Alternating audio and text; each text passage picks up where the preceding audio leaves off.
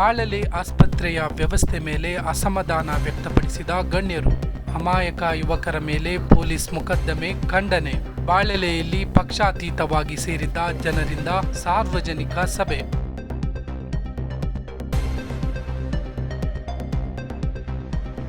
ಆಸ್ಪತ್ರೆಯ ವೈದ್ಯರ ಮೇಲೆ ಹಲ್ಲೆ ನಡೆಸಿದ್ದಾರೆ ಎಂಬ ಆರೋಪ ಸತ್ಯಕ್ಕೆ ದೂರವಾಗಿದೆ. ಆಸ್ಪತ್ರೆಯ ವ್ಯವಸ್ಥೆ ಹದಗೆಟ್ಟಿರುವುದರಿಂದ ಇಂತಹ ಪರಿಸ್ಥಿತಿ ನಿರ್ಮಾಣವಾಗಿದೆ. ವೈದ್ಯರ ಕಾರ್ಯವೈಖರಿ ಪ್ರಶ್ನಿಸಿದ್ದೇ ತಪ್ಪ? ಗಾಯಾಳುವಿಗೆ ಸಕಾಲದಲ್ಲಿ ಸಮರ್ಪಕ ಚಿಕಿತ್ಸೆ ನೀಡಲಿಲ್ಲ. ಸಾರ್ವಜನಿಕರು ಈ ಬಗ್ಗೆ ಪ್ರಶ್ನೆ ಮಾಡಿದ್ದಾರೆ. ಇದನ್ನು ಹಲ್ಲೆ ಎಂದು ಹೇಳಿ ಸುಳ್ಳು ಮೊಕದ್ದಮೆ ಮಾಡಿದ್ದಾರೆ.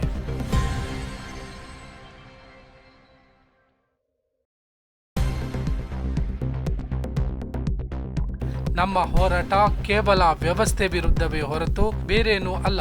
ಅಭಿಪ್ರಾಯ ವ್ಯಕ್ತಪಡಿಸಿ ಮಾತನಾಡಿದ ಹಲವು ಗಣ್ಯರು. ಅಪಾರ ಸಂಖ್ಯೆಯಲ್ಲಿ ಪಾಲ್ಗೊಂಡಿದ್ದ ವಿವಿಧ ಸಂಘ ಸಂಸ್ಥೆಗಳ ಗಣ್ಯರು.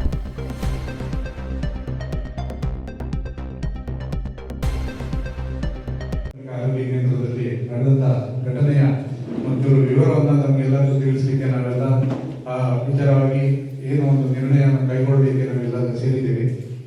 ಮೊನ್ನೆ ದಿನ ನಾನು ಸುಮಾರು 1:15 ಸಮಯದಲ್ಲಿ ನಾನು ಬೆಂಗಳೂರಲ್ಲಿದ್ದೆ. ಕೂಡಲೇ ತಟೆಕೆರೆ ಹಾಡಿಯ ಪಕ್ಕ ರಾಜನವರಿಗೆ ಹುಲಿ ದಾಳಿಯಾಗಿದೆ ಅನ್ನೋಂಥ ಒಂದು ಮೆಸೇಜ್ ಬರುತ್ತೆ. ಆಗ ಇಮಿಡಿಯೇಟ್ ಆಗಿ ನಾನು ಬೆಂಗಳೂರಿನಿಂದ ಕಾರಣ ನಾನು ಅಲ್ಲಿ ವಾಹನದ ವ್ಯವಸ್ಥೆಗೆ ಟ್ರೈ ಮಾಡ್ತೇನೆ. ಅಲ್ಲಿ ಬೇರೆ ಯಾರು ಅವ್ರನ್ನ ಕರ್ಕೊಂಡು ಹೋಗೋಕ್ಕೆ ವಾಹನದ ವ್ಯವಸ್ಥೆ ಇರಲಿಲ್ಲ. ಆಗ ನಾನೇನು ಮಾಡಿದೆ, ಕೂಡಲೇ ಅರಣ್ಯ ಇಲಾಖೆಯವರಿಗೆ ವಿಷಯವನ್ನು ಮುಟ್ಟಿಸುವ ಪ್ರಯತ್ನವನ್ನು ಮಾಡಿದೆ. ಕೂಡಲೇ ನನ್ನ ಮಗನಿಗೆ ಫೋನ್ ಮಾಡಿಬಿಟ್ಟು ಈ ಥರ ರಾಜನವರಿಗೆ ಹುಲಿ ಅಟ್ಯಾಕ್ ಆಗಿದೆ, ಇಮಿಡಿಯೇಟ್ ಆಗಿ ನೀನು ಜೀಪ್ ತಗೊಂಡು ಹೋಗಿ ಅವ್ರನ್ನ ಆಸ್ಪತ್ರೆಗೆ ಕರ್ಕೊಂಡು ಹೋಗುವಂಥ ವ್ಯವಸ್ಥೆ ಮಾಡಿದ್ರು. ನಂತರ ಅಲ್ಲಿ ಚಿಕಿತ್ಸೆ ಏನಂದರೆ ಅವ್ರಿಗೆ ಸೂಕ್ತವಾದ ಚಿಕಿತ್ಸೆ ಸಿಕ್ಕಿಲ್ಲ ಅಂತ ಹೇಳಿದ್ರೆ ಮುಂದಿನ ಚಿಕಿತ್ಸೆಗೆ ಗೋಣಿಗೊಪ್ಪನ್ನು ಕರೆದುಕೊಂಡು ಹೋಗ್ಬೇಕಾಗ್ಬೋದು ಅಂತ ಹೇಳ್ಬಿಟ್ಟು ನಾನು ಜೀಪನ್ನು ಕಳಿಸಿದೆ. ಕಾರಣ ಇಷ್ಟೇ, ಒಬ್ಬ ಜನಪ್ರತಿನಿಧಿ ಎಲ್ಲಿಯೇ ಇದ್ದರೂ ಇಂಥ ತುರ್ತು ಸಂದರ್ಭದಲ್ಲಿ ಆತ ಏನು ಕ್ರಮವನ್ನು ಕೈಗೊಳ್ಳಬೇಕು ಆ ರೀತಿಯ ಕ್ರಮವನ್ನು ನಾನು ಕೈಗೊಂಡಿದ್ದೇನೆ. ಆದರೆ ಕೆಲವು ಸಮಯದ ನಂತರ ಅದು ಆ ತಿರುವೇ ಬೇರೆ ಥರ ತಗೊಂಡಿದೆ. ಆಯಿತು, ಆಸ್ಪತ್ರೆಗೆ ಬಂದಂಥ ಸಮಯದಲ್ಲಿ ಇಲ್ಲಿದ್ದಂಥ ವೈದ್ಯಾಧಿಕಾರಿಗಳು ಶಾರ್ಟ್ ಚಡ್ಡಿ ಟಿ ಶರ್ಟಲ್ಲಿ ಬಹುಶಃ ರೆಸ್ಟಿಂಗ್ ಟೈಮಲ್ಲಿ ಇದ್ದಿರ್ಬೋದು. ಅವತ್ತು ಕ್ರಿಸ್ಮಸ್ ದಿನ ಈ ಪೇಷಂಟನ್ನು ಕಂಡ ಕೂಡಲೇ ಇವರಿಗೆ ಬಹಳ ಕಿರಿಕಿರಿ ಅಂತ ಹೇಳಿದ್ರೆ ಅವರು ತಮ್ಮ ಸೌಜನ್ಯವನ್ನೇ ಕಳ್ಕೊಂಡ್ರು. ಏನು ಇಷ್ಟೊತ್ತಿಗೆ ಇವ್ರನ್ನ ಕರ್ಕೊಂಡು ಬಂದಿದ್ದಾರಲ್ಲ ಅನ್ನೋಂಥ ಒಂದು ಮನಸ್ಥಿತಿಗೆ ವೈದ್ಯರು ಕೂಡಲೇ ಬಂದರು. ಅದು ಅಲ್ಲದೆ ನನ್ನ ಮಗ 19 ವರ್ಷ, ಅವನ ಕಾಣುವಾಗ ಈ ಚಿಕ್ಕ ಹುಡುಗ ಏನು ಇವ್ರನ್ನ ಕರ್ಕೊಂಡು ಬಂದಿದ್ದಾರೆ ಅನ್ನೋಂಥದ್ದು ಒಂದು ಕಿರಿಕಿರಿಯ ಮೂಲ ಕಾರಣ ಆಗಿ ನನ್ನ ಮಗ ಹೇಳಿದಂಥ ವಿಚಾರ ಆಗಲಿ. ಆಮೇಲೆ ನನ್ನ ಮಗನನ್ನು ತಿಳಿಸಿದ್ರು, ಡಾಕ್ಟರ್ ಇದಕ್ಕೆ ಯಾವುದು ರೆಸ್ಪಾಂಡ್ ಮಾಡ್ತಾ ಇಲ್ಲ, ಏನು ಮಾಡೋದು ಪಾಪ ಅಂತ ಹೇಳಿದ್ರು. ನಾನು ಹೇಳಿದೆ, ಒಂದು ಕೆಲಸ ಮಾಡಪ್ಪ, ಸೂರ್ಯ ಅಂಕಲ್ಗೆ ಫೋನ್ ಮಾಡು, ಇಮಿಡಿಯೇಟ್ ಸೂರ್ಯ ಅಂಕಲ್ಗೆ ಕೊಡಿ ಅಂತ ಹೇಳಿದೆ. ಸೂರ್ಯ ಅವರಿಗೆ ಫೋನ್ ಮಾಡಿ ಮಾತಾಡಲಿಕ್ಕೆ ಕೊಡಿ ಅಂತ ಹೇಳಿದೆ. ಅದೇ ಪ್ರಕಾರ ಸೂರ್ಯ ಅವರಿಗೆ ಕಾಲ್ ಮಾಡಿದ್ರು. ಆ ವಾಯ್ಸ್ ರೆಕಾರ್ಡ್ ನನ್ನ ಹತ್ರ ಇದೆ. ಸೂರ್ಯ ಅವರು ಮಾತಾಡುವಾಗ ಡಾಕ್ಟರ್ ಆ ಕಾಲನ್ನು ತಗೊಳ್ಳಿಕ್ಕೆ ನಿರಾಕರಣೆ ಮಾಡಿದ್ರು. ಆದ ನಂತರ ನನಗೆ ಮಗನಿಂದ ತಿಳಿಸಿದ. ನಾನು ಅದನ್ನೇ ವಿಚಾರವಾಗಿ ಒಂದು ಕೆಲಸ ಮಾಡೋದು, ನೀನು ಕೊಡು, ನಾನು ಮಾತಾಡ್ತೀನಿ ಹೇಳಿ ಕೊಡ್ಲಿಕ್ಕೆ ಹೇಳಿದೆ. ಕೊಡುವಾಗ ಡಾಕ್ಟ್ರು ಬಹಳ ಉದ್ದತನದಿಂದ ಮಾತಾಡಿದ್ರು. ನಾನು ಎಷ್ಟು ಸೌಜನ್ಯವಾಗಿ ನಾನು ಹೇಳಿದ್ದು, ನಮಸ್ತೆ ಡಾಕ್ಟರ್ ಅವ್ರಿಗೆ ಅಡ್ರೆಸ್ ಮಾಡಿದ್ದೀನಿ ಅಂತ ಹೇಳಿ, ಡಾಕ್ಟರ್ ಅವ್ರಿಗೆ ಏನಾದರೂ ಚಿಕಿತ್ಸೆ ಇಲ್ಲಿ ಸಾಧ್ಯವಾಗ್ತಿದ್ರೆ ಮುಂದಿನ ಚಿಕಿತ್ಸೆಗೆ ಗೋಣಿಗೊಪ್ಪಕ್ಕೆ ಕಳಿಸ್ಕೊಡಿ ಅಂತ ಸಹ ನಾನು ಹೇಳಿದೆ. ಆದರೂ ಅವರು ಏನೇಳೋದು ಬಹಳ ದುರ್ವರ್ತನೆಯನ್ನೇ ತೋರಿಸ್ತಾ ಇದ್ರು. ಅಲ್ಲಿ ಅವರು ಟ್ರೀಟ್ಮೆಂಟ್ ಮಾಡಲಿಕ್ಕೆ ತಯಾರಿರಲಿಲ್ಲ ಅನ್ನೋಂಥದ್ದು ನಮಗೆಲ್ಲರಿಗೂ ಗೊತ್ತಾಗ್ತಾ ಇತ್ತು. ಅದಾದ ನಂತರ ಬಹುಶಃ ಎಲ್ಲರೂ ಗೊತ್ತಿರ್ಬೋದು, ಏನೇ ಒಂದು ಇನ್ಸಿಡೆನ್ಸ್ ಆದ್ರೂ ನಮ್ಮ ಗ್ರಾಮಗಳಲ್ಲಿ, ಹಳ್ಳಿ ಭಾಗದಲ್ಲಿ ಇದೊಂದು ಕೋಆಪರೇಷನ್ ಇದ್ದೇ ಇರುತ್ತೆ. ಒಂದು ಆನೆ ತುಳಿತ ಆಗಲಿ, ಇನ್ನೊಂದು ಅಟ್ಯಾಕ್ ಆಗಲಿ, ಒಂದು ಕಳ್ಳತನ ಆಗಲಿ, ಗ್ರಾಮಸ್ಥರೆಲ್ಲ ಸಾರ್ವಜನಿಕವಾಗಿ ಒಂದು ಬಂದು ಸೇರುವಂಥದ್ದು ಇಲ್ಲಿ ನಿಯಮ ಇದೆ. ಆದರೆ ಏನಾಗಿದೆ ಅಂತ ಹೇಳಿದ್ರೆ, ಅವತ್ತು ಆ ಡಾಕ್ಟರು ತಿಳಿದ ಮಟ್ಟಿಗೆ ನನ್ನ ಮಗನೇ ಎಲ್ಲ ಉದ್ದೇಶಪೂರ್ವಕವಾಗಿ ಎಲ್ಲ ಜನರನ್ನ ಸೇರಿಸಿದ್ದಾರೆ ಅನ್ನೋಂಥ ಒಂದು ಉದ್ದೇಶ ಇಟ್ಕೊಂಡು ನನ್ನ ಮಗನ ಮೇಲೆ ಒಂದು ಕೇಸನ್ನು ಮಾಡಿದ್ದಾರೆ. ಮಕ್ಕಳ ಮೇಲೆ ಸುಮಾರು 9 ಸೆಕ್ಷನ್ ಅನ್ನು ಸೇರಿಸಿದ್ದಾರೆ.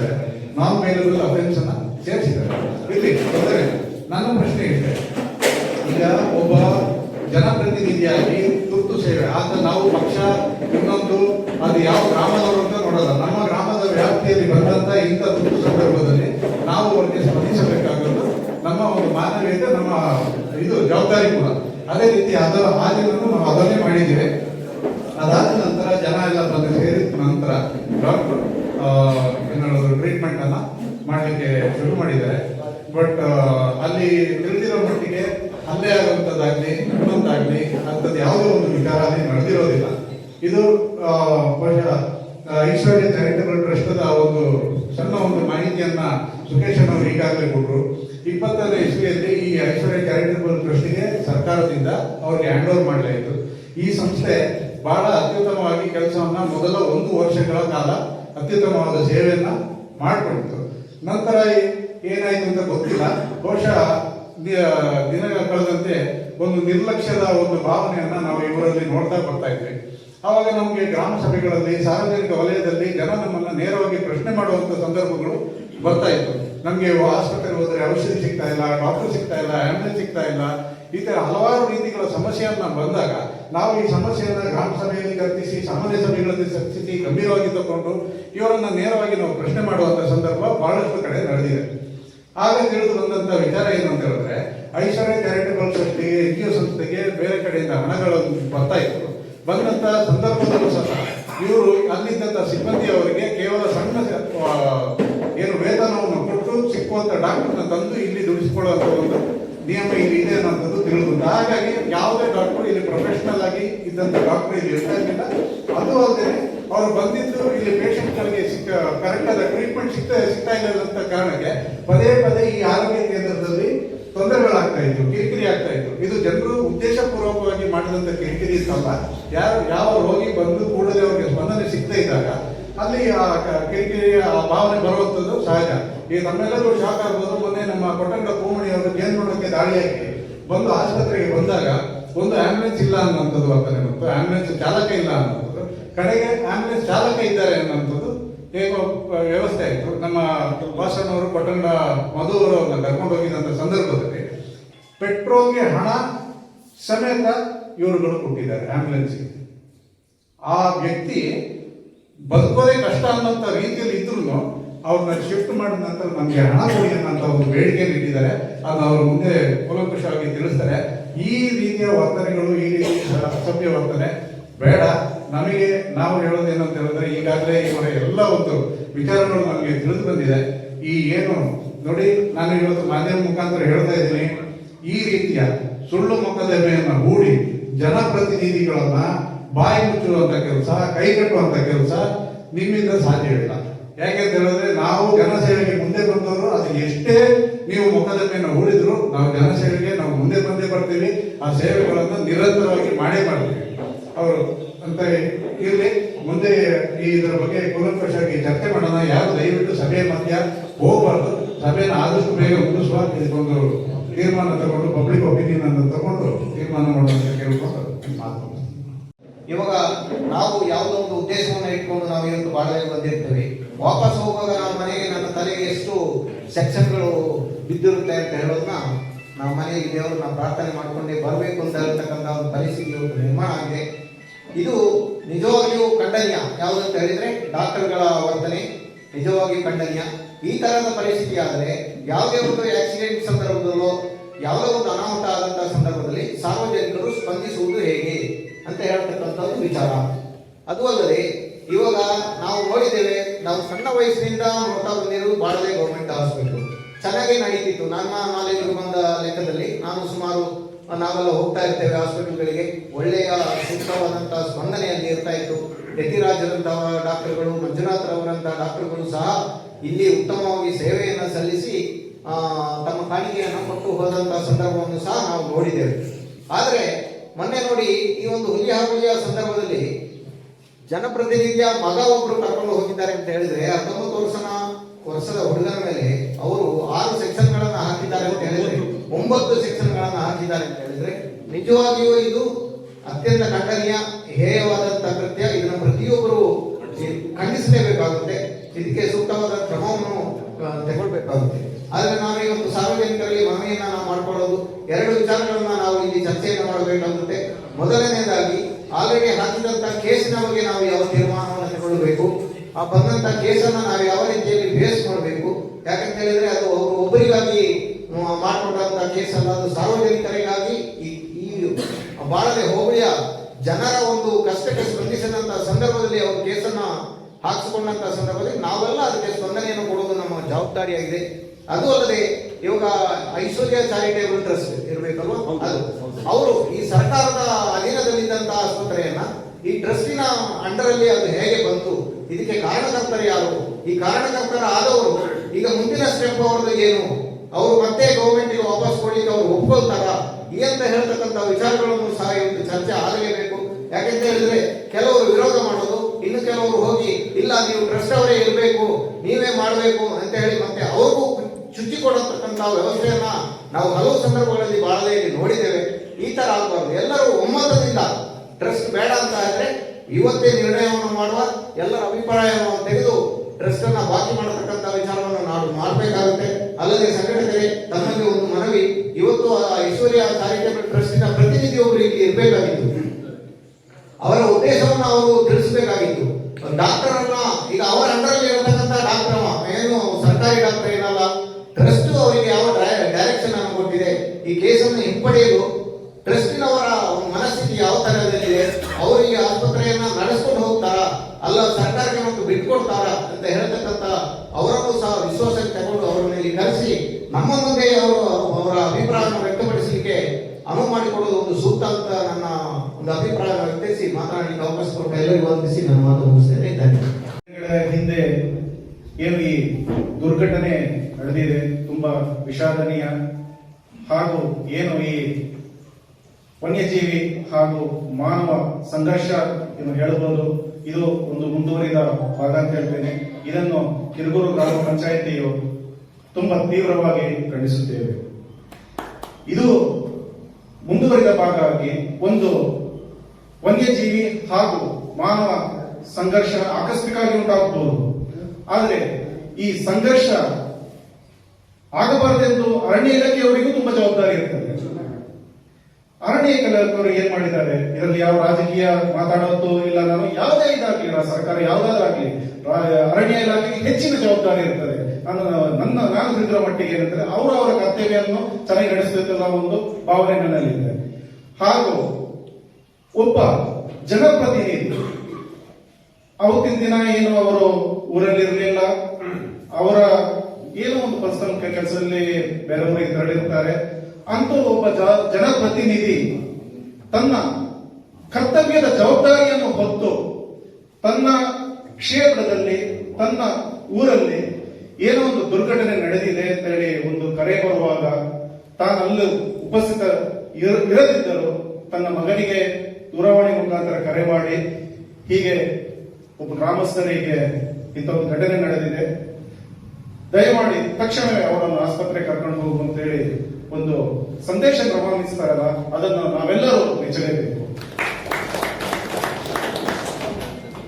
ಈ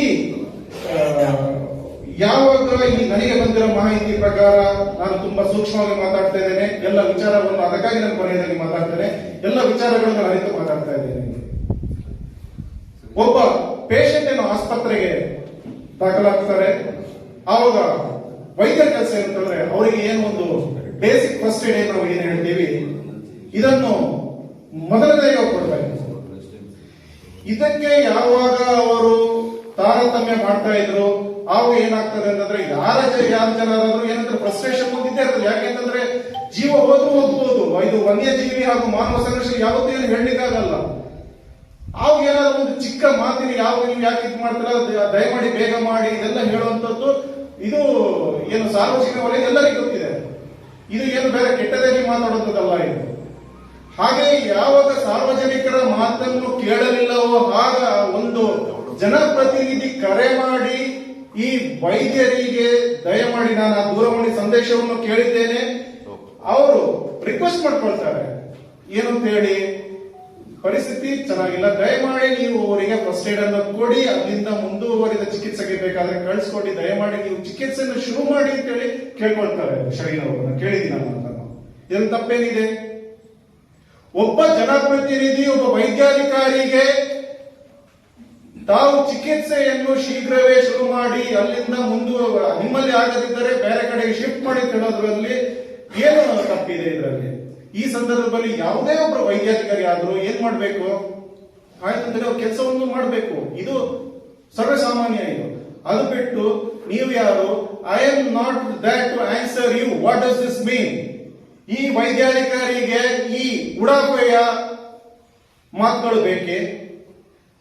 ನಾನಿಲ್ಲಿ ಏನ್ ಹೇಳ್ತೇನೆ ಅಂತಂದ್ರೆ, ಮೊದಲು ಈ ವೈದ್ಯಾಧಿಕಾರಿ ಇದ್ದಾರಲ್ಲ, ಯಾರಾದ್ರೆ ಅದು ಅವರ ಕರ್ತವ್ಯ ಲೋಪ ಅಂತ ನಾನು ಹೇಳ್ತೇನೆ. ಅವರು ಚಿಕಿತ್ಸೆ ಮಾಡೋದನ್ನು ಬಿಟ್ಟು, ಫಸ್ಟ್ ಏಡ್ ಏನಿದೆ ಅದನ್ನ ಕೊಡೋದು ಬಿಟ್ಟು, ಜನಪ್ರತಿನಿಧಿಯು ರಿಕ್ವೆಸ್ಟ್ ಮಾಡ್ತಾ ಇದ್ದಾರೆ, ಸಾರ್ವಜನಿಕರು ರಿಕ್ವೆಸ್ಟ್ ಮಾಡ್ತಾ ಇದ್ದಾರೆ, ಇವರ ಮಾತಿಗೆ ಸ್ಪಂದನೆ ಮಾಡೋದಿಲ್ಲ. I know what to do ಅಂತ ಹೇಳಿದ್ರೆ ಇದು ಒಂದು ಮಾತಾ? ಇದು DH ಅನ್ನ ಹಿಡಿದು ಆ ಮೀಟಿಂಗ್ ಅಲ್ಲಿ ನಮ್ಮ ಸೂರ್ಯನ ಅವರು ಇದ್ರಲ್ಲೇ DH ಅವರ ಮೇಲೆ ಸಿಕ್ಕಾಪಟ್ಟೆ ಕಂಪ್ಲೇಂಟ್ ಮಾಡೋದು, ನಮಗೆ ಯಾವ ಇದನ್ನ ಅವ್ರು ಕೊಡ್ತಾ ಇಲ್ಲ, ನಮಗೆ ರೆಸ್ಪಾನ್ಸ್ ಮಾಡ್ತಾ ಇಲ್ಲ. ಇದೇ ಮಾತು ನಾನು ನೇರವಾಗಿ ಹೇಳ್ತಾ ಇದ್ದೇನೆ.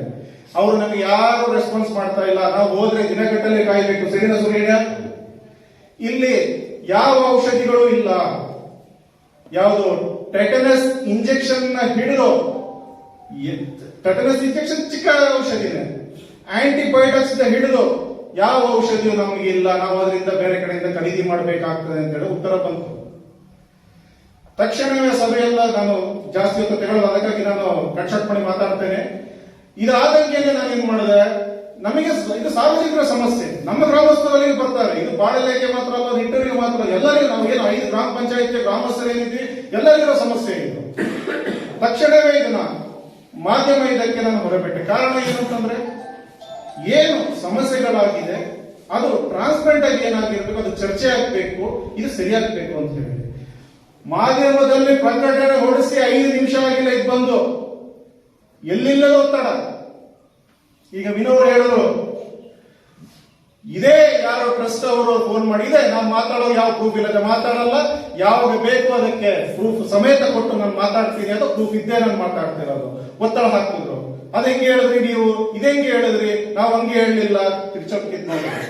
ನಾನು ಸೂರ್ಯನಗರದಲ್ಲಿ ಏನ್ ಹೇಳಿದ್ರೆ, ಸತ್ಯ ಯಾವಾಗಲೂ ಸತ್ಯ ಇರ್ತದೆ. 6 ತಿಂಗಳಲ್ಲ, 6 ವರ್ಷ ಅಲ್ಲ, 60 ವರ್ಷ ಸತ್ಯವಾಗಿರ್ತದೆ. ಅದನ್ನು ತಿರ್ಚುವ ಪ್ರಸಂಗನೇ ಬರಲ್ಲ ಅಂತ ಹೇಳಿ ನಮ್ಮ ಮಾತಿಗೆ ಬದ್ಧವಾಗಿದ್ರು. ಅಲ್ಲಿಂದ ಮಾರನೇ ದಿನ ಔಷಧಿ ಬಂತು, ಏನೆಲ್ಲ ಇದು ಹಾಕೊಂಡು ಈಗ ಹೋಗ್ತಾ ಇದೆ.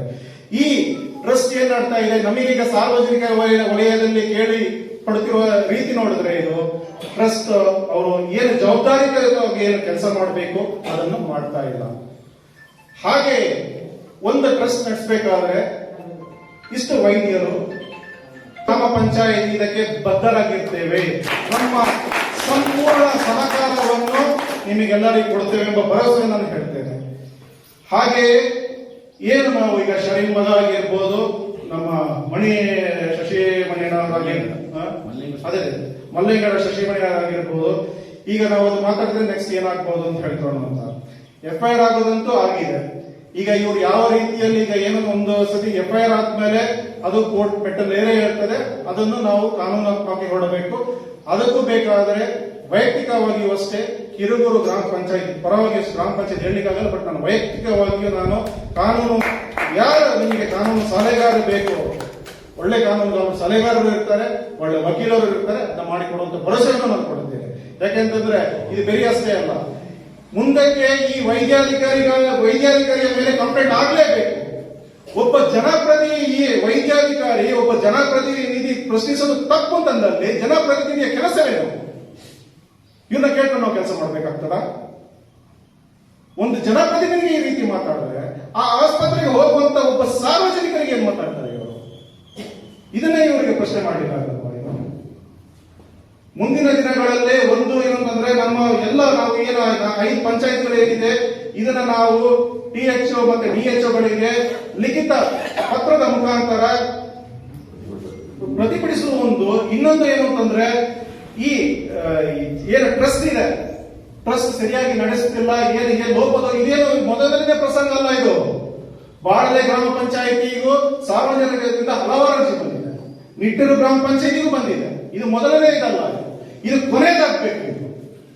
ಇಂಥ ದರ್ಪ ತೋರಿಸುವಂತ ಅಧಿಕಾರಿಗಳ ವರ್ಗ ಆಗಿರಬಹುದು ಹಾಗೂ ಟ್ರಸ್ಟ್ ಇರಬಹುದು, ಇವರ ಅವಶ್ಯಕತೆ ನಮ್ಮ ಕೊಡಗಿನ ಜನತೆಗೆ ಇಲ್ಲ. ಮುಂದುವರೆದ ಇನ್ನೊಂದು ಮಾತು ಹೇಳ್ತೇನೆ. ಏನು ಇವತ್ತು ಸಾಮಾಜಿಕ ಜಾಲತಾಣದಲ್ಲಿ ಕೇಳ್ಪಟ್ಟೆ ವೈದ್ಯಾಧಿಕಾರಿಗಳ ಮುಷ್ಕರ ಅದು ಇದು ಅಂತ. ಒಂದು ನಾನು ಎಲ್ಲ ಗೌರವಾನ್ವಿತ ವೈದ್ಯಾಧಿಕಾರಿಗಳಲ್ಲಿ ಕೇಳಿಕೊಳ್ಳುತ್ತೇನೆ, ಇದು ವೈದ್ಯಾಧಿಕಾರಿಗಳ ವಿರುದ್ಧ ಇರೋ ಹೋರಾಟವಲ್ಲ. ಇದು ಕೇವಲ ಒಂದು ಟ್ರಸ್ಟ್ ವಿರುದ್ಧ ಇರೋ ಹೋರಾಟ. ದಯಮಾಡಿ ನೀವು ಎಲ್ಲರೂ ತಿಳಿದುಕೊಳ್ಳಿ, ವೈದ್ಯಾಧಿಕಾರಿಗಳಿಗೆ ಕೊಡುವ ಗೌರವ ನಮ್ಮ ಕೊಡಗಿನ ಜನರು ಎಲ್ಲರೂ ಕೊಟ್ಟೆ ಕೊಡುತ್ತೇವೆ. ನಮಗೆ ನಿಮ್ಮ ಕಷ್ಟಗಳು ಏನು ಎಲ್ಲರೂ ಗೊತ್ತಿದೆ. ಇವು ನಿಮ್ಮ ಸಹಕಾರ ನಮಗೆ ಬೇಕು. ಈ ಹೋರಾಟ ಬೇರೆ ಒಂದು ಟ್ರಸ್ಟ್ ವಿರುದ್ಧ. ಟ್ರಸ್ಟ್ಗಳು ಏನು ಅಪಪ್ರಚಾರ ಒಂದು ವರ್ಷ 2 ವರ್ಷದಿಂದ ಅವ್ರು ಏನಂತಂದ್ರೆ ಒಂದು ಕೆಲಸದಲ್ಲಿ ಅವರು ಬದ್ಧತೆ ತೋರಿಸ್ತಾ ಇಲ್ಲ. ಇವರು ಟ್ರಸ್ಟ್ ವತಿಯಿಂದ ಸಾರ್ವಜನಿಕರ ಮೇಲೆ ಏನೋ ಲೋಪದೋಷ ಹೇಳ್ಕೊಂಡು ತಿರುಗಾಡ್ತಿರೋದು ಹೆಚ್ಚಾಗಿದೆ. ಇದನ್ನು ಮತ್ತೊಮ್ಮೆ ಖಂಡಿಸುತ್ತಾ ಮುಂದಿನ ದಿನಗಳಲ್ಲಿ ಏನು ಸಾರ್ವಜನಿಕರು ಏನು ತೀರ್ಮಾನ ತೆಗೆದುಕೊಂಡ್ರೆ ಅದಕ್ಕೆ ಬದ್ಧರಾಗಿರ್ತಾರೆ ನಮ್ಮ ಪಂಚಾಯಿತಿ ವತಿಯಿಂದ ನಾನು ಹೇಳಿ ನನ್ನ ಮಾತನ್ನು ಮುಗಿಸ್ತೇನೆ. ಧನ್ಯವಾದಗಳು. ಮಾಹಿತಿ ಗೊತ್ತಾಗಿದ್ದು ವಿಚಾರ ಏನು, ಈ ರೀತಿಯ ಒಂದು ಹೋರಾಟವನ್ನ ಮಾಡಬೇಕಾದ್ರೆ ಒಟ್ಟು ಸಂಘಟಕರು ಒಂದು ವಿಚಾರದ ಬಗ್ಗೆ ಒಂದು ಬದ್ಧತೆಯಲ್ಲಿ ಬರಬೇಕು. ಮೊದಲನೇದಾಗಿ ಟ್ರಸ್ಟಿನ ಕಾರ್ಯವೈಖರಿ ಸರಿ ಇದೆಯಾ ಇಲ್ವಾ, ಅವರಿಗೆ ಟ್ರಸ್ಟ್ ಅನ್ನ ಹಸ್ತಾಂತರ ಮಾಡುವಂತ ಸಂದರ್ಭದಲ್ಲಿ ಕೊಡಗು ಜಿಲ್ಲಾ ಪಂಚಾಯಿತಿ ವತಿಯಿಂದ ಬಹುಶಃ ತಿಳಿದಿದ್ದೀರಾ, ಜಿಲ್ಲಾ ಪಂಚಾಯಿತಿ ಇದು ಕಸ್ಟೋಡಿಯನ್ ಇರಬೇಕು.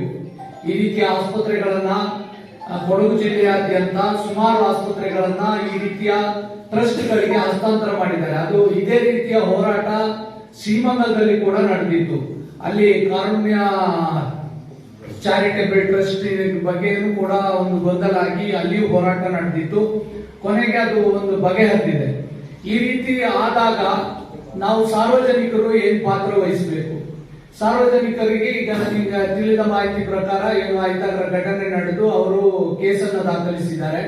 ಅದರಲ್ಲಿ ಕೂಡ ಸಾರ್ವಜನಿಕ ಸೇವೆಗಾಗಿ ಬಂದಂತ ಯುವಕನ ಮೇಲೆ ಕೂಡ ಕೇಸ್ ದಾಖಲಾಗಿರುವಂತದ್ದು ಖಂಡನೀಯ. ಅದಕ್ಕೆ ತಾವು ಗ್ರಾಮ ಪಂಚಾಯಿತಿ ವತಿಯಿಂದ ಇವತ್ತು ಬಾಳಲೆಯ 5 ಗ್ರಾಮಸ್ಥರು ಸೇರಿ ಒಂದು ನಿರ್ಣಯವನ್ನ ಮಾಡಿ, ಆ ನಿರ್ಣಯದ ಮುಖಾಂತರ ಆ ನಿರ್ಣಯ ರಾಜಕೀಯ ರಹಿತವಾಗಿದ್ದು ಅದನ್ನ ಒಂದು ತಾರ್ಕಿಕ ಅಂತ್ಯಕ್ಕೆ ಕೊಂಡೊಯ್ಯಬೇಕು. ಅದು ಟ್ರಸ್ಟ್ ಬೇಕಾ ಬೇಡವಾ?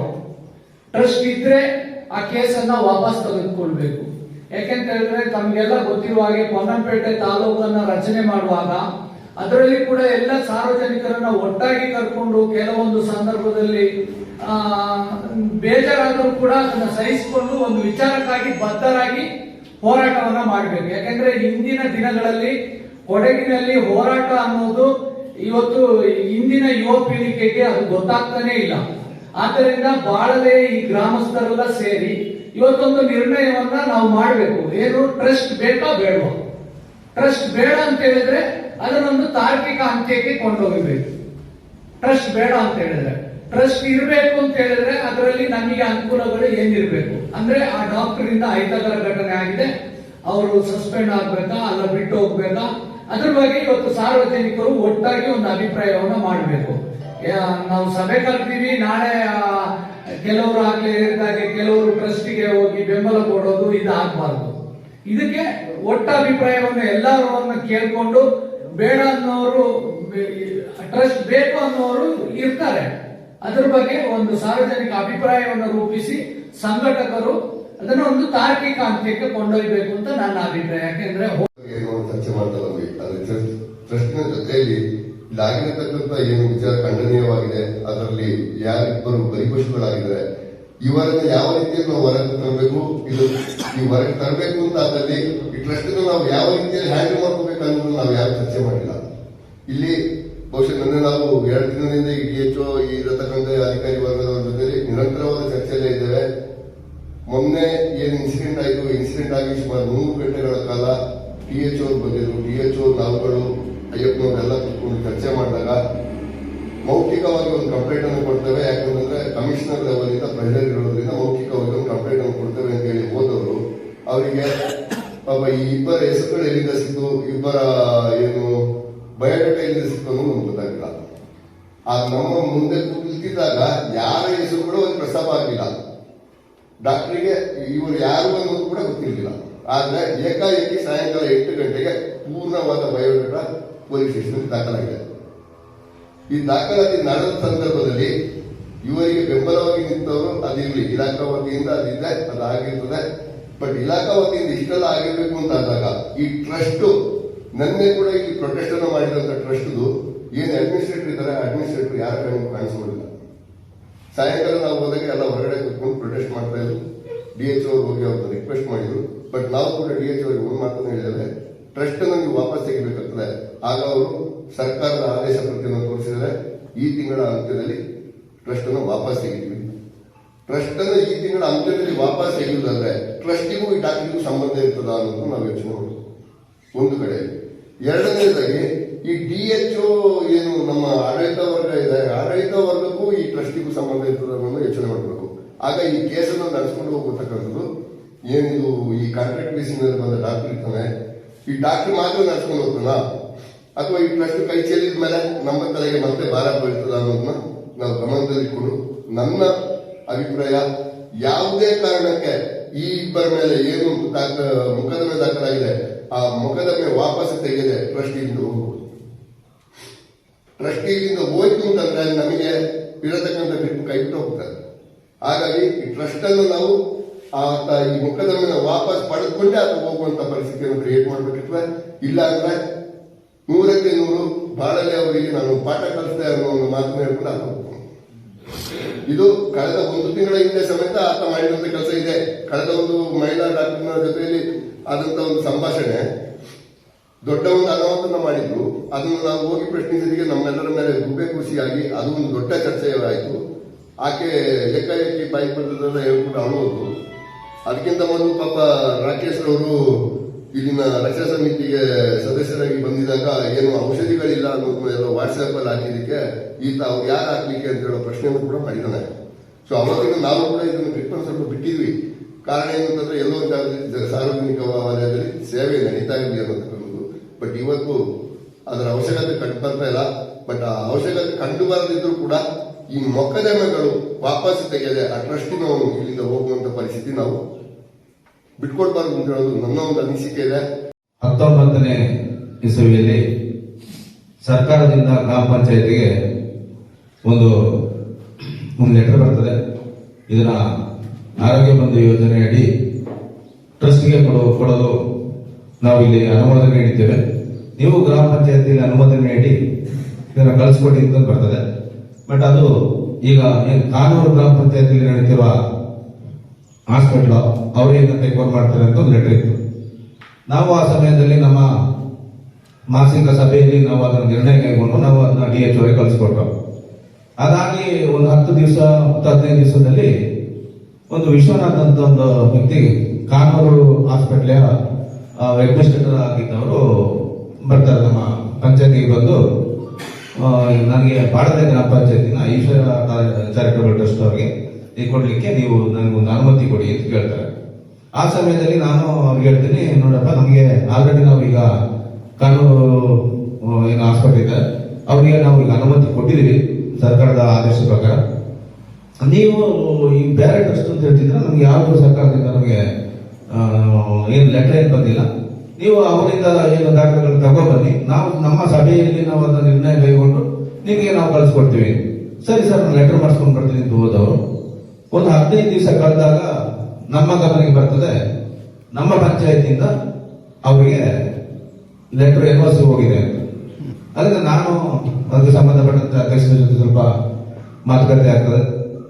ಅಲ್ಲಿಂದ ನಮ್ಮ ಮಾಸಿಕ ಸಭೆಯಲ್ಲಿ ಅದರ ಈಗಲೂ ಇದರ ಪ್ರೊಸೀಡಿಂಗ್ಸ್ ಇದೆ. ಮಾಸಿಕ ಸಭೆಯಲ್ಲಿ ಅದರ ವಿರುದ್ಧವಾಗಿ ನಾವು ಅದನ್ನ ಪ್ರೊಸೀಡಿಂಗ್ ಮಾಡಿರ್ತೀವಿ ಅದೇ ತಿಂಗಳು. ಅಲ್ಲಿಂದ ಒಂದು ವಾರದಲ್ಲಿ ಇನಾಗ್ರೇಷನ್ ಆಗುತ್ತೆ.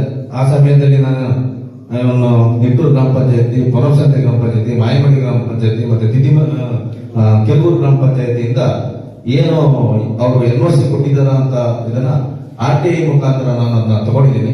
ಹಾಗೆ ಬಳದ ಪಂಚಾಯತಿಯಿಂದ ನಾನು RTI ಮುಖಾಂತರ ತಗೊಂಡು ಇನ್ನೇನು ಕೋರ್ಟ್ಗೆ ನಾವು ಅದನ್ನ ಸಬ್ಮಿಟ್ ಮಾಡಬೇಕು ಅನ್ನೋ ಸಂದರ್ಭದಲ್ಲಿ ಕೊರೋನಾ ಬಂದು ಏನಾಗ್ತದೆ, ಕೋರ್ಟ್ ಕಲಾಪಗಳು ಇರ್ತದೆ.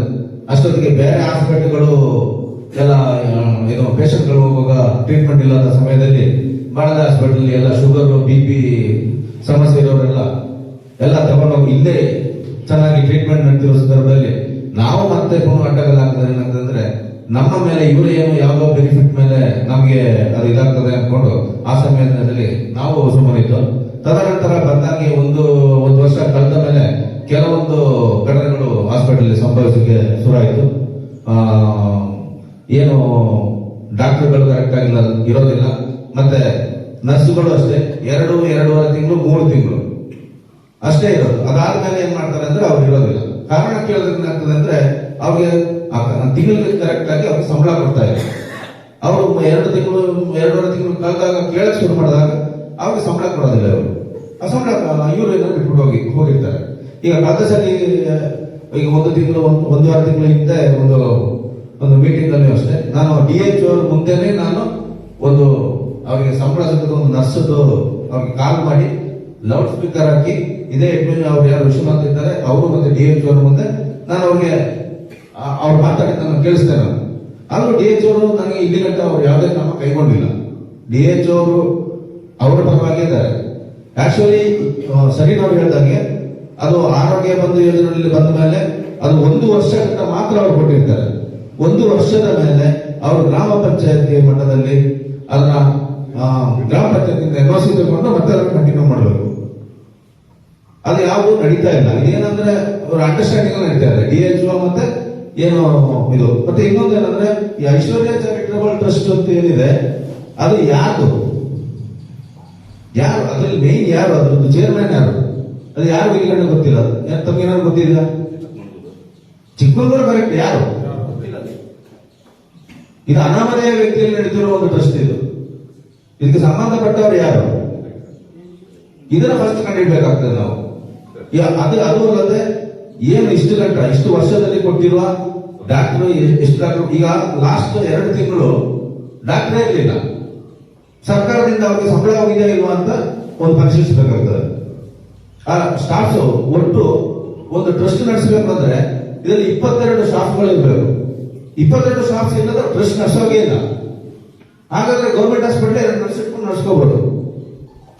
ಅವ್ರು ಟ್ರಸ್ಟ್ ಕೊಡಬೇಕಂದ್ರೆ ಮೂಲ ಉದ್ದೇಶ ಅಂದ್ರೆ ಅವ್ರು ಫುಲ್ ಸ್ಟಾಫ್ ಫುಲ್ಫಿಲ್ ಮಾಡಿಸ್ಕೊಂಡು ಅವ್ರು ನಡೆಸಬೇಕು. ಮೊಕದ್ದಮೆಯನ್ನು ವಾಪಸ್ ಪಡೆಯೋದು ಅದು ಯಾವ ರೀತಿ ಅಂತ ಹೇಳೋದು ಕಾನೂನು ತಜ್ಞರಿದ್ದೀರಿ, ಸ್ವಲ್ಪ ಕಾನೂನು ಗೊತ್ತಿರೋದಿದ್ರೆ ತಾವು ಅದನ್ನು ಕೂತು ಚರ್ಚಿಸಿ ಮಾತನಾಡಬೇಕಾಗ್ತದೆ. ಯಾವ ರೀತಿ ನಾವು FIR ಆಗಿರತಕ್ಕಂಥನ್ನ ವಾಪಸ್ ಪಡೆಯೋದು ಅಂತ ಅದನ್ನ ಪೊಲೀಸ್ ಇಲಾಖೆಯ ಪೊನ್ನಪೇಟೆ ಪೊಲೀಸ್ ಸ್ಟೇಷನ್ ನಲ್ಲಿ ಪ್ರತಿಭಟಿಸುವುದರ ಮುಖಾಂತರ ಶೀಟ್ ಮಾಡಿಸೋದು ಅಥವಾ ನಮ್ಮ ಎಲ್ಲ ಪಕ್ಷದ ನಾಯಕರುಗಳನ್ನ ಹಿಡಿದು ಶೀಟ್ ಅನ್ನ ಮಾಡಿಸೋದು ಅಂತ ಹೇಳೋದ್ರ ಬಗ್ಗೆ ಒಂದಿಷ್ಟು ಚರ್ಚೆಯನ್ನು ನಾವೀಗ ಮಾಡಬೇಕಾಗ್ತದೆ. ತದನಂತರ ಏನು ಕೊಡಗು ವೈದ್ಯಾಧಿಕಾರಿಗಳಾದಂತ ಅವರಿಗೆ ಒಂದು ಜವಾಬ್ದಾರಿ ಇದೆ. ಆ ಜವಾಬ್ದಾರಿಯನ್ನು ನಮಗೆ ಸಾರ್ವಜನಿಕವಾಗಿ ಅವರು ತಿಳಿಸಬೇಕು. ಟ್ರಸ್ಟ್ ನಡೆಸೋದ್ರ ಬಗ್ಗೆ ಅಥವಾ ಪ್ರಾಥಮಿಕ ಆರೋಗ್ಯ ಕೇಂದ್ರದ ಬಗ್ಗೆ ಏನು ಸೂಕ್ತ ಸಲಹೆ ಅಥವಾ ಅಭಿಪ್ರಾಯವನ್ನು ಅವರು ತಿಳಿಸದೆ ನಾವು ಹೋರಾಟವನ್ನು ನಿಲ್ಲಿಸುವಂತಹ ವಿಚಾರಕ್ಕೆ ಬರುವುದು ಬೇಡ. ಮೂರನೇದಾಗಿ ಮೊಕದ್ದಮೆ ತದನಂತರ ಕೊಡಗು ಏನು ಮೊಕದ್ದಮೆ ವಾಪಸ್ ಪಡೆದ ನಂತರ ಅಕಸ್ಮಾತ್ ಅವರು ಪಡೆಯೋದಕ್ಕೆ ಒಪ್ಪಿಕೊಳ್ಳಿಲ್ಲ ಅಂತ ಹೇಳಿದಾಗ ಮತ್ತೆ ನಾವು ಏನ್ ಮಾಡ್ಬೇಕು ಅಂತ ಹೇಳೋದ್ರ ಬಗ್ಗೆ ಒಂದಿಷ್ಟು ಚರ್ಚೆನ ಮತ್ತೆ ಮಾಡ್ಬೇಕಾಗ್ತದೆ. ಈ ಕೇಸನ್ನ ಪಡೆದ ನಂತರವೇ ಚಾರಿಟೇಬಲ್ ಟ್ರಸ್ಟ್ ಬೇಕಾದ್ರೆ ಮುಂದುವರಿಸೋದು ಅಥವಾ ಸರ್ಕಾರಿ ಆಸ್ಪತ್ರೆಯನ್ನ ಮತ್ತೆ ಮುಂದುವರಿಸೋದು ಅಂತ ಹೇಳೋದ್ರ ಬಗ್ಗೆ ಒಂದು ನಿರ್ಣಯ ಬೇಕು. ಹೌದಲ್ವಾ? ಸೊ ಏನಾದ್ರು ವ್ಯತ್ಯಾಸಗಳಿದ್ರೆ ದಯವಿಟ್ಟು ತಿಳಿಸಿ. ಸೊ ನಾನು ಏನು ಮೊನ್ನೆ ಮೊಕದ್ದಮೆಯನ್ನ ಬೇಕಾಬಿಟ್ಟಿಯಾಗಿ ಮಾಡಿದಂತ ಈ ಮೊಕದ್ದಮೆಗೆ ಆರೋಗ್ಯ ಇಲಾಖೆ ವಿರುದ್ಧ ಏನು ಡಿಸ್ಟ್ರಿಕ್ಟ್ ಕೊಡಗು ಜಿಲ್ಲಾ ಆರೋಗ್ಯ ಇಲಾಖೆಯ ವತಿಯಿಂದ ನಾನು ಇದನ್ನ ಖಂಡಿಸ್ತಾ ಇದ್ದೇನೆ. ಈ ರೀತಿ ಒಂದು ಆದಾಗ ನಾಳೆ ರೆವಿನ್ಯೂ ಕಂದಾಯ ಇಲಾಖೆಯಲ್ಲಿ ಏನೋ ಒಂದು ಪ್ರಶ್ನೆಯನ್ನು ಮಾಡಿದಾಗ ಅವರು ಸಾರ್ವಜನಿಕರ ಮೇಲೆ ಕೇಸನ್ನು ಮಾಡ್ತಾರೆ. ಹಾಗೇನೆ ಬೇರೆ ಅವರು ಇಲಾಖೆಗೆ ಹೋದಾಗ ಅಲ್ಲಿ ಅವರು ಕೆಲಸನೇ ಮಾಡದಿದ್ದಾಗ ಅವರನ್ನ ಪ್ರಶ್ನೆ ಮಾಡಿದಾಗ ಕೇಸ್ ಮಾಡೋದು ಒಂದು ಪರಿಪಾಠ ಆಗ್ತದೆ. ಅಂದ್ರೆ ಸಾರ್ವಜನಿಕವಾಗಿ ಎಲ್ಲರನ್ನ ಎದುರಿಸುವಂತ ವಿಚಾರ. ಅಂದ್ರೆ ಕೇಸ್ ಮಾಡ್ಬಿಟ್ರೆ ಇವರೆಲ್ಲ ಎದುರ್ಕೊಳ್ತಾರೆ, ಮತ್ತೆ ಅವರು ನಮ್ಮನ್ನ ಏನು ಕೇಳೋದಿಲ್ಲ. ನಾವು ಆಡಿದ್ದೆ ಆಟ, ನಾವು ಏನು ಕೆಲಸ ಮಾಡಬೇಕು ಅಥವಾ ಮಾಡೋದು ಬೇಡ ಅಂತ ಹೇಳೋದ್ರ ಬಗ್ಗೆ ಅವರು ಆರಾಮವಾಗಿ ಇರ್ತಾರೆ. ಸೊ ಇದನ್ನೆಲ್ಲ ನಾವು ಕೂಲಂಕುಷವಾಗಿ ತಿಳಿದು ಮುಂದಿನ ಹೆಜ್ಜೆನ ನಾವು ಇಡಬೇಕಂತದೆ. ಸಾರ್ವಜನಿಕರೆಲ್ಲರ ಬೆಂಬಲ ನಮಗಿದೆ ಅಂತ ನಾನು ನೆನೆಸ್ಕೊಳ್ತಾ ಇದ್ದೇನೆ. ಇವಾಗ ಪ್ರಾಥಮಿಕ ಆರೋಗ್ಯ ಕೇಂದ್ರ ಯಾವುದೇ ಸೇವೆಗಳನ್ನ ಸಿದ್ಧಗೊಳಿಸಿದೆ. ನಾವು ಇವಾಗ ಈ ಸಭೆಯ ನಂತರ ಅಲ್ಲಿ ಹೋಗಿ ಧಿಕಾರವನ್ನ ಕೂಗಬೇಕು ಅಥವಾ ಬೇಡ ಅಂತ ಹೇಳೋದನ್ನ ತಾವುಗಳು ತಿಳಿಸಿದ್ರೆ ಅದ್ರ ಬಗ್ಗೆ ಏನು ಅಭಿಪ್ರಾಯ ಪಡ್ಕೋಬಹುದು. ನಮಸ್ಕಾರ. ಭಾರಿ ಬೇಜಾರ ಸಂಗತಿ నాకు నినాక మాచంగ సుజపునచ మాచంగ రెడ్డిరా మాదాచి బాడి ಹಾದು ನಂಗೆ ಅವರು ಸುಜಿರಾಮ ಮಂಗಲಕ್ಕೆ ಅಧಿಕಾರ ಅವರು ತಪ್ಪರೆ ಕೊಂಡಿದ್ದಾರೆ ಇವರ ಗೊತ್ತಾಚಿ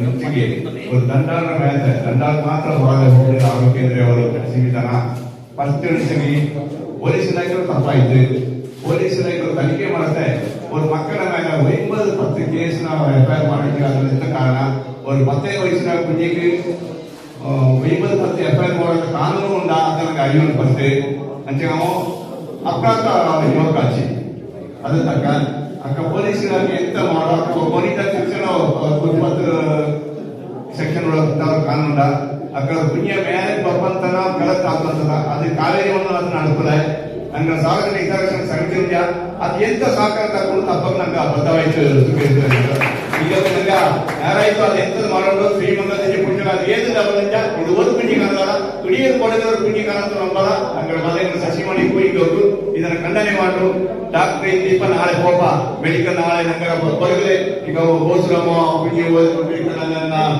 ಸುಮಾರು ಪುಣ್ಯ ಮೆಡಿಕಲ್ ಮಾಡ್ಕೊಂಡು ಮೊನ್ನ ಪಕ್ಕನ ಈಗ ಕೈ ಕಾಲು ಪುಡಿ ಪಂಜ ಈಗ ಬರೀ ದುಡ್ಡಿಗೆಲ್ಲ ಸೇವೆ ಮಾಡು ಒಂದು ಸಾರ್ವಜನಿಕ ಈ ಕಾವೇರಿ ಮಣ್ಣು ಕೊಡ್ಬಂತ ಸೇವೆ ನಂಗೆ ಮಾಡೋಣ ನಂಗಾರ ಮುಳಿ ಮುತ್ತಣ್ಣ ಹೋಗಿ ಅವ್ರು ನೆಟ್ಟಿದ್ರು ಅವ್ರು ಬಂದು ದೇವಸ್ಥಾನ ಪ್ರೇಯರ್ ಮಾಡೋಕೆ ಪುಣ್ಯದೆ ನಂಗೆ ಬರೀ ದುಡ್ಡು ಇರುತ್ತಲ್ಲ ವಾರಕ್ಕೆ ದಂಡು ಕುರಿ ಹಿಂದೆ ನೋಡಿ ಮಾಪನಗಳ ಬೆಳೆಪು ಒಂದು ಕ್ಯಾನ್ಸರ್ ತಂಜ ಎಷ್ಟಕ್ಕೂ ಅಪ್ಪನ ಎಷ್ಟು ಜನಕ್ಕೂ ಫ್ರೀ ಆಗಿ ಇದನ್ನು ಮಾಡಿರೋದು ಅದು ಮ್ಯಾರೇಜ್ ನಂಗೆ ಇದು ಖುಷಿ ಪಡುತ್ತ ವಿಷಯ ಅಂದ್ರೆ ವೈದ್ಯಕಾಲ ವಿಷಯಗಳಲ್ಲಿ ಇದನ್ನ ಇಲ್ಲಿಗೆ ಬಿಡೋದೇನು ಹಾಕೋಲೆ ಡಾಕ್ಟರ್ ಬಾಯಿ ತಪ್ಪು ಬಂದ್ರೆ ಇಂಥದ್ದು ಕಾಲത്ത് ஒரு ಹಲ್ಯಾಣ ಕೈಂಡ್ ಅಡ್ವಾಂಟೇಜ್ ಇರ್ತವ ಅದು ಬಲ್ಲೆ ತಪ್ಪು ಈ ಮಿಂಜಕ್ಕೆ ಬಾಳೆ ಹೋಬಳಿ ಇತ್ತವ್ರಿಗೆ ಅದನ್ನೇ ಇದೇ ಫಸ್ಟ್ ಇಚ್ಚೊಬ್ಬರು ಎಫ್ಐಆರ್ ಮಾಡಿದ್ದ ಇದನ್ನ ಖಂಡನೆ ಮಾಡಿ ಇಚ್ಚವನಿಗೆ ದುರ್ಘಟನೆ ಆಗತ್ತಾನಿಕೆ ನಂಗೆಲ್ಲ ಇಷ್ಟ ತೋರಿಸ್ಕೊಂಡ ಎಲ್ಲಿ ಎಸ್ ಪಿ ಲೆವೆಲ್ ಎಲ್ಲ ಹೋಬಳಿ ಲೆವೆಲ್ ನಂಗೆ ಒಬ್ಬರು ಆಗೋ ಸಜೆಷನ್ ರೆಡಿ ವಿಷಯ ಅಂದ್ರೆ ಆಗ ಹೇಳಿದಾಗ ಹೆದರಿಕೆ ಆಗ್ತದೆ ಇಷ್ಟು ಸಾಕು ಏನಾದ್ರೂ ಇಂಜೆಕ್ಷನ್ ಕೊಟ್ಟರೆ ಚೇಂಜ್ ಆಗ್ತದೆ ಅದರಿಂದ ಜನ ಇನ್ನು ಭಯ ಬರ್ತಾರೆ ಹೋಗೋದಕ್ಕೆ ಈಗ ಹೇಳಿದ ಹಾಗೆ ಒಂದು ಮಾಡುವ ಮೊದಲು ಆ ಕೇಸಿನ ಬಗ್ಗೆ ಮಾತಾಡಿ ಅವುಗಳ ಕಳಿಸುವ ಒಂದು ಹಾಸ್ಪಿಟಲ್ ತೆರೀಬೇಕಾದ್ರೆ ಆ ಡಾಕ್ಟರ್ ಇಲ್ಲಿಂದ ಕಳಿಸಬೇಕು ಇಲ್ಲ ಇಮಿಡಿಯೇಟ್ ಇದನ್ನ ತೀರ್ಮಾನ ಮಾಡಿ ಟೆಸ್ಟ್ ವಾಪಸ್ ತಗೋಬೇಕು ನಮಗೆ ಟೆಸ್ಟ್ ಬೇಡ ಈಗ ಹುಟ್ಟದಲ್ಲಿ ಒಬ್ಬ ಡಾಕ್ಟರ್ ಹೊಸ ಈಗ ಫಸ್ಟ್ MBBS ಆದವರು 70,000 ಇಲ್ಲಿ ಯಾರೋ ಹೇಳಿ ನಮ್ಮ ಮಗನಿಗೆ ಫೋನ್ ಮಾಡಿದ್ದು 20,000 ಹೋಗ್ತಿರ್ತೇವೆ ಮಗ ನೆರೆಯಾಗಿ ಬೆಂಗಳೂರಿಂದ ಬಂದೇ ಇಲ್ಲ ಇವು ಹಣ ಕೊಡೋದಿಲ್ಲ ಹಣ ಕೊಟ್ಟರೆ ಡಾಕ್ಟರ್ ಸಿಗ್ತವೆ ಇವು ಇಲ್ಲಿ ಏನು ಹರಿದಾಗೆ ಸಿಕ್ಕೋದನ್ನ ನುಗ್ಗೋದಾದ್ರೆ ಹೇಗೆ ಅದರಿಂದ ನಾವು ಈಗ ಎಲ್ಲರೂ ಅಭಿಪ್ರಾಯ ಒಂದೇ ಆಗ್ಬೇಕು ಈಗ ಹೇಳಿದಾಗ ಎರಡಾಗಬಾರ್ದು ಏನಿತ್ತು ಅದರಿಂದ ಯಾವ ಲಾಭ ಯಾರಿಲ್ಲ ಅದನ್ನ ಮುಚ್ಚುವ ಮೊದಲಾಗಿ ಅವರು ಕೇಸಿನ ಎಂತ ಕೇಸು ಕೊಲೆ ಕೇಸು ಅಂದ್ರೆ ಈಗ ಜಗದೀಶ್ ಸರ್ಕಾರನ್ನ ಒಪ್ಪುತ್ತದೆ ಅಂತ ಹೇಳಿ ಅವರಿಗೆ ವಾರ್ನಿಂಗ್ ಕೊಟ್ಟು ಇಂಥ ವಿಷಯಕ್ಕೆ ಮೊದಲು ಶಾಸಕರು ಇದ್ದರೆ ಅವರು ಮಾಡಿಲ್ಲ ಅಂತ ಹೇಳ್ತಿದ್ರು ಈಗ ಉತ್ತಮ ಶಾಸಕರು ಅಂತ ಹೇಳಿದ್ರೆ ಅವ್ರನ್ನ ಕಳಿಸ್ಬೇಕು ಕಳಿಸಿ ಅವ್ರು ಬಂದು ಇದನ್ನ ತೆಗೀರಿ ಅಂತ ಹೇಳ್ಬೇಕು ಜನ ಬೆಂಬಲ ಇದ್ರೆ ಇವತ್ತು ನಾಳೆ ಅವರ ಶಾಸಕರು ಮಾಡಿ ಅವರ ಟೈಮ್ ನೋಡಿ ಅವ್ರ ಮಾತಾಡಿ ಆ ಕೇಸಿನ ತೆಗೆಬೇಕು ಈಗ 19 ವರ್ಷದ ಮಗನ ಮೇಲೆ ಕೇಸ್ ಆಗೋದು ತಂದೆಗೆ ನೋವಿರ್ತದೆ ಈಗ ನಾವು ಎಷ್ಟೋ ಕೇಸ್ ಹಾಕಿಸ್ಕೊಟ್ಟಿದ್ದೀವಿ ಅದನ್ನ ನಾವು ಫೇಸ್ ಮಾಡಿದ್ವಿ ಅದೇ ಬೇರೆ ವಿಷಯ ಬಟ್ ಇದರಲ್ಲಿ ಆದ ತೊಂದರೆ ಬಗ್ಗೆ ಅಂತವನು ಈಗ ಡಾಕ್ಟರ್ಗಳಲ್ಲಿ ಎಲ್ಲರಿಗೂ ಗೊತ್ತಿದೆ ಡಾಕ್ಟರ್ ಆದ್ಮೇಲೆ ಅವರಿಗೆ ಬೆಡ್ ಸಂಖ್ಯೆ ಆದ್ಮೇಲೆ ಒಂದು ಓದ್ ತೆಗಿತಾರೆ ಪ್ರಮಾಣ ಯಾವುದೇ ಸಮಯದಲ್ಲಿ ವೇಗಿ ಜಾತಿ ಭೇದ ಇಲ್ಲ ನನಗೆ ಯಾರು ವೇಗಿಯಾಗಿದ್ದು ನಾನು ಡಾಕ್ಟರ್ ಆಗಿದ್ದರೆ ಅವರಿಗೆ ತುರ್ತು ಸೇವೆ ಮಾಡಬೇಕು ಅದನ್ನ ಅವ್ರು ತಿಳಿದ್ಮೇಲೆ ಅವನಲ್ಲಿ ಎಷ್ಟು ಎದ್ದು ಓಡಿ ಬರಬೇಕು ಯಾವುದೇ ಟೈಮ್ ರಾತ್ರಿ ಹಗಲುತ್ತಿಲ್ಲ ಅವರಿಗೆ ಡಾಕ್ಟರ್ ಸೇವೆ ಆದ್ಮೇಲೆ ಅವ್ರು ಬಂದ ಸೇವೆ ಮಾಡಬೇಕಿತ್ತು ಅವ್ರದ್ದು ತಪ್ಪಾಗಿದೆ ಇದೇ ಕುರಿತು ಹೋಗುವ ಇನ್ನು ತೀರ್ಮಾನ ತಗೊಂಡು ಇವತ್ತೇ ಅಲ್ಲೇ ಪ್ರತಿಭಟನೆ ಈಗ ನಮಗೆ ನಾಟಿ ಕೊಯ್ಬೇಕು ಗದ್ದೆ ಕೊಯ್ಬೇಕು ಅಂತ ಇಲ್ಲ ಕೂತು ನೆಲದಲ್ಲಿ ನಾನು 24 ಗಂಟೆ ಕೂತ್ಕೊಂಡು ಹೋಗೋದಾದ್ರೆ ಹೋಗುವ ಚೆನ್ನಾಗಿ ನಡೀತು ಆಮೇಲೆ ಹದಗೆಟ್ಟಿದೆ ಅಂತ ಹೇಳೋ ಮಾತು ಬಂದಿದೆ ಅದಕ್ಕೆ ಬಾಳ್ಳೆ ಮಂಡಳ ಪಂಚಾಯತಿಯಿಂದ ಈ ಮೊದಲೇ ಏನೋ ಒಂದು ನಿರ್ಣಯವನ್ನು ತೆಗೆದು ಈ ಟ್ರಸ್ಟ್ ಇಲ್ಲಿ ಬೇಡ ಇಲ್ಲಿಂದ ಹೋಗಿ ನಮ್ಮ ಗವರ್ಮೆಂಟ್ ವ್ಯವಸ್ಥೆನೇ ಆಗ್ಬೇಕಂತ ಹೇಳಿ ಏನೋ ಒಂದು ನಡವಳಿಕೆ ಮಾಡಿದ್ದೀರಂತೆ ಒಂದು ತಿಂಗಳಾಯ್ತು ಅದ್ರ ಬಗ್ಗೆ ಏನಾದರೂ ಲೆಟರ್ ಹಾಕಿದೀವಿ ಆದ್ರೆ ಯಾವುದೇ ಮಾರ್ಚಲ್ಲಿ ತೆಗಿತೀವಿ ಅಂತ ಹೇಳ್ತಾರೆ ಟ್ರಸ್ಟ್ ಅವ್ರು ತಗೊಳ್ತೀವಿ ಅಂತ ಹೇಳಿದ್ದಾರೆ ಹಾಗೂ ನಾವು ಹಿಂದೆ ತೆಗೆಯಲಿಕ್ಕೆ ಪ್ರೊಸೀಡಿಂಗ್ ಮಾಡಿದ್ದಾರೆ ಅಂತ ಅವರಿಗೆ ಗೊತ್ತಿದೆ. ಮತ್ತೆ ನಾವು ಸಾರ್ವಜನಿಕರಿಗೆ ಯಾಕೆ ಸ್ಪಂದಿಸಬೇಕು ಅಂತ ಹೇಳುವಂತ ಮನೋಭಾವದಲ್ಲಿ ಬಂದಿದ್ದಾರೆ. ಈಗ ಕಾಡು ಪ್ರಾಣಿ ದಾಳಿ ಮಾಡಿ ಡಾಕ್ಟರ್ಗೆ ಹೇಳಿ ಮಾಡಿಲ್ಲ. ಆ ಸಂದರ್ಭದಲ್ಲಿ ಪಾಪ ಹುಡುಗ ತಂದಿದ್ದಾನೆ, ತಂದೆ ಹೇಳಿದ್ದಾರೆ ತಂದಿದ್ದಾರೆ. ತಂದಾಗ ಸಣ್ಣ ಹುಡುಗ ಇಷ್ಟೊಂದು ದೊಡ್ಡ ಕಾರ್ಯ ಮಾಡಿದಾನ ಅಂತ ಹೇಳಿ ಅವರು ಸಂತೋಷ ಪಟ್ಟು ಅವ್ರು ಎಲ್ಲಾ ಕೆಲಸವನ್ನು ಬಿಟ್ಟು ಅವರು ಏನೋ ಮಾಡಬೇಕಾಗಿತ್ತು. ಟ್ರೀಟ್ಮೆಂಟ್ ಮಿನಿಮಮ್ ಟ್ರೀಟ್ಮೆಂಟ್ ಮಾಡಿ ಇಮಿಡಿಯೇಟ್ ನೀವು ಕೊಲೆಪೇಟೆಯೋ ಗೋಣಿಕೊಪ್ಪನೋ ಎಲ್ಲಿಗಾದರೂ ಸರ್ಕಾರಿ ಆಸ್ಪತ್ರೆಗೆ ತಗೊಂಡು ಹೋಗಿ ಅಂತ ಅವರು ರೆಕಮೆಂಡ್ ಮಾಡಬೇಕಾಗಿತ್ತು. ಅದು ಬಿಟ್ಟು ಮಾತಿನ ಚಕಮಕಿ ಇಳಿದು ಆ ಚಕಮಕಿನಲ್ಲಿ ಅಲ್ಲಿ ಸೇರಿದವರು ಏನೋ ಕಡೆ ಕಡೆ ಮಾತಾಗಿರ್ತದೆ. ಅದನ್ನು ಕೇಳಿಸುವ ಮುಖಾಂತರನೇ ತೀರ್ಮಾನ ಮಾಡ್ಬೇಕಂತ ಹೇಳಿದ್ರೆ ಇದು ನಿಜಕ್ಕೂ ಈ ಆಸ್ಪತ್ರೆ ಇಲ್ಲಿಗೆ ನಮ್ಗೆ ಬೇಕಾಗಿದ್ದಿಲ್ಲ. ಯಾಕಂತಂದ್ರೆ ಆಗಲೇ ಹೇಳಿದ್ರು, ನಮ್ಮ ಮುತ್ತನ ಡಾಕ್ಟರ್ ಸೇವೆ ಮಾಡಿದಂತ ಆಸ್ಪತ್ರೆ, ನನ್ನ ತಾಯಿಗೂ ಅಡ್ಮಿಟ್ ಆಗಿ ಆ ರೂಮ್ ಇವತ್ತು ಇದೆ ಅಲ್ಲಿ ಅಂತ ಗವರ್ಮೆಂಟ್ ಅನ್ನೇ ನಡೆಸ್ಕೊಂಡು ಬಂದಿದ್ದಾರೆ. ಇದು ಏನಾಗಿದೆ ಅಂತ ಹೇಳಿದ್ರೆ ಸರ್ಕಾರ ನಡೆಸಲಿಕ್ಕೆ ಆಗದೆ ಇಂತ ಅವರಿಗೆ ಕೊಟ್ಟು ನಮ್ಮನ್ನ ತೊಂದರೆ ಮಾಡುವಂತ ಪರಿಸ್ಥಿತಿ ತಂದಿಕ್ಕಿದೆ.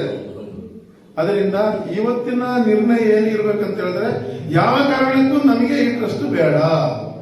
ಆ ಟ್ರಸ್ಟ್ ಅವರು ಬೇಕಾದ್ರೆ ಪ್ರೈವೇಟ್ ಆಗಿ ಮಾಡ್ಕೊಳ್ಳಿ, ಹಣ ಕೊಟ್ಟು ಏನಾದರೂ ಮಾಡ್ಕೊಳ್ಳಿ. ನಮಗೆ ಸರ್ಕಾರದ ಸವಲತ್ತು ಯಾಕಂತ ಹೇಳಿದ್ರೆ ಈ ಸರ್ಕಾರದ ಹಾಸ್ಪಿಟ್ಲಿಗೆ ದೊಡ್ಡವರು ಸಣ್ಣವರು ಕೂಲಿ ಕಾರ್ಮಿಕರು ಎಲ್ಲ ಬಂದಾಗ ಒಂದೇ ತರದ ಟ್ರೀಟ್ಮೆಂಟ್ ಆಗೋದು ಒಂದು ಸರ್ಕಾರದ ಲೆವೆಲ್ ಅಲ್ಲಿ ಆಗ್ತದೆ. ಅದು ಆಗ್ತಿದ್ರೆ ನಾವು ಕೇಳ್ಬೋದು.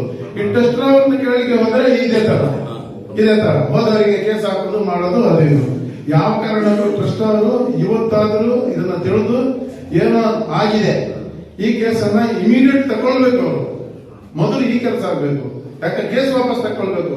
ಯಾವ್ದೋ ಸಂದರ್ಭದಲ್ಲಿ ಎಲ್ಲೋ ಏನೋ ಒಂದು ಆಗ್ತದೆ, ಆರ್ಗ್ಯುಮೆಂಟ್ ಆಗ್ತದೆ, ಆ ಕಡೆ ಈ ಕಡೆ ಏನೋ ಒಂದು ಆಗ್ತದೆ, ಅದೇ ದೊಡ್ಡ ವಿಷಯ ಅಂತ ಹೇಳಿ ನಾನು ಟ್ರಸ್ಟ್ ಅವರು ನಾನು ಕೇಳೋದ್ರೆ ಇಲ್ಲ ಅಂತ ಹೇಳಿ ಒಂದು ಕೇಸ್ ಹಾಕೋದಾದ್ರೆ ಅದನ್ನ ಇವತ್ತೇ ಮುಚ್ಚೋದು ಒಳ್ಳೆಯದು. ಇದಕ್ಕೆ ರಾಜಕೀಯ ಬೇಡ. ರಾಜಕೀಯ ಇದ್ರೆ ಎಲ್ಲಾ ತಿರುವುಗಳು ಆ ಕಡೆ ಈ ಕಡೆ ಆಗ್ತದೆ. ಮೊದಲು ಒಂದೇ ಕಂಡೀಷನ್ ಕೇಸ್ ವಾಪಸ್ ತಗೊಳ್ಬೇಕು.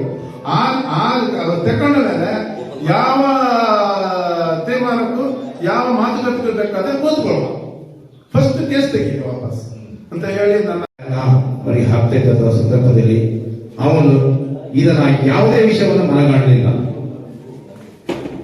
ಮಾನ್ಯ ವಿನೋದಪ್ಪನವರು, ಶರೀನವರು, ಯುಗೇಶ್ವರವರು, ಆಮೇಲೆ ಗ್ರಾಮ ಪಂಚಾಯತಿಯ ಕೆಲವರಿನ ಅಧ್ಯಕ್ಷರು ಸಹ ನಾವು ಬಹಳ ವರ್ಷ ಮೀಟಿಂಗ್ ಅನ್ನು ಕೂತ ಸಂದರ್ಭದಲ್ಲಿ ಹಲವಾರು ಪ್ರಶ್ನೆಗಳನ್ನ ಮಾಡಿದ್ದೇವೆ. ಆ ಆಸ್ಪತ್ರೆಯಲ್ಲಿ ಒಂದು ಟಿಟಿ ಇಂಜೆಕ್ಷನ್ ಇರಲಿಲ್ಲ. ನಾವು ಅದನ್ನ ಪ್ರಶ್ನೆ ಮಾಡಿದ್ವು. ಅವರು ಟಿಡಿ ಇಂಜೆಕ್ಷನ್ ಕೊಡ್ತಾ ಇದ್ರು, ಟಿಟಿ ಕೊಡ್ತಾ ಇದ್ದಿಲ್ಲ. ಇವರು ಮಾಧ್ಯಮದ ಮೂಲಕ ಮಾತನಾಡಿದಾಗ ಮಾರನೇ ದಿವಸವೇ ಒಂದು 5 ಬಾಕ್ಸ್ಗಳು ಟಿಟಿ ಇಂಜೆಕ್ಷನ್ ಬಂತು. ಅದು ಎಲ್ಲಿಂದ ಬಂತು, ಹೇಗೆ? ಹೀಗೆ ತಮ್ಮ ರಜ್ಜಿಯವರು ಹೇಳಿದ್ರು 25 ಸ್ಟಾಫ್ಸ್ಗಳು ಬೇಕಂತ. ಬಹುಶಃ ಇರಬಹುದು, ಇಲ್ಲಿ ಇರುವುದು ಕೇವಲ 5. 25 ಸ್ಟಾಫ್ಸ್ಗಳ ಹಣವನ್ನು ನಾವು ತೆಗೆದುಕೊಂಡಿರಬಹುದು. ನಮಗೆ ಸಂಶಯಾಸ್ಪದ ಇದೆ. ಏನು ಮೆಡಿಸಿನ್ ನಾವು ಯಾವುದೇ ಹೋದಂತ ಸಂದರ್ಭದಲ್ಲಿ ಮೆಡಿಸಿನ್ಗಳು ಇರೋಲ್ಲ. ಈಗ ನನ್ನ ತಾಯಿನೇ ನಾನು ಕರ್ಕೊಂಡು ಇಂಜೆಕ್ಷನ್ ಮಾಡುವಂತ ಸಂದರ್ಭದಲ್ಲಿ ಒಬ್ಬ ದಾದಿ ಇಂಜೆಕ್ಷನ್ ಮಾಡಿದ್ದು ಈ ಇಷ್ಟು ದಪ್ಪ ನೋಡ್ಕೊಂಡಿತ್ತು.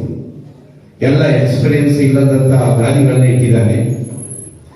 ಈಗ ಏನು ಮಿಡ್ ಸ್ಯಾಲರಿ ಅಂತ ಇದೆ, ಅದೀಗ ಸರ್ಕಾರದ ವತಿಯಿಂದ ಸ್ಟಾಪ್ ಆಗಿದೆ. ಅದು ಇದ್ದಾಗ ಅವನಿಗೆ ಎಲ್ಲೋ ಒಂದು ಹಣದ ಒಂದು ಲಾಭ ಅವನಿಗೆ ಬರ್ತಾ ಇತ್ತು. ಅದು ಯಾವಾಗ ನಿಲ್ತು ಅಲ್ಲಿಂದ ಅವನು ಆ ಸಂಸ್ಥೆಯನ್ನ ನಡೆಸ್ತಾ ಇಲ್ಲ.